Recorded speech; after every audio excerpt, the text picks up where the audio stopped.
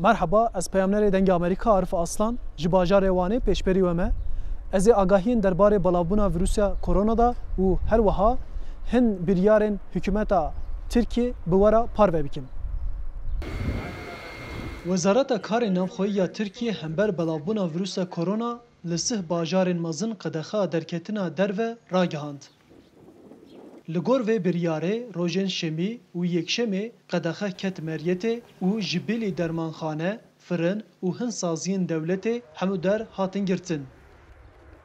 Bajarê Wanê jî wek bajarê mezin ket nava vê qedexê û kolanên tevahiya bajêr mane vala.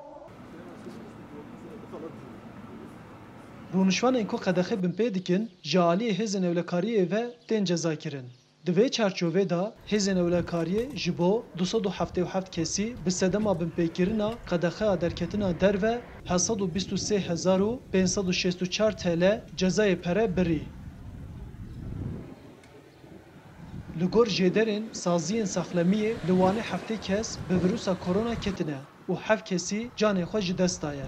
Her wiha li bajarên Herêma Serhedê ku dikeve rojhilatê Tirkiye, Culêmêrg 10, Îdir 64, Agirî 79, Erzurum 173, Qersî 3, Mûş 3, Ardaxan 5 û Bitlis jî 36 kes bi vîrusa korona ketine.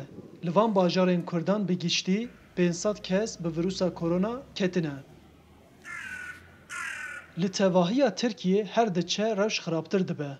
Li gor Wezareta Saxlemiya Tirkiye ku şemiyê daxuyan dibû, vîrusa korona ketiye canê 5138 kesê din û tevahiya hejmarê gihîştiye 5167 kesî. Ji ber heman sedemê jî heta niha 1101 kesî canê xwe ji dest daye. Arif Aslan, Dengê Amerîka, Wan.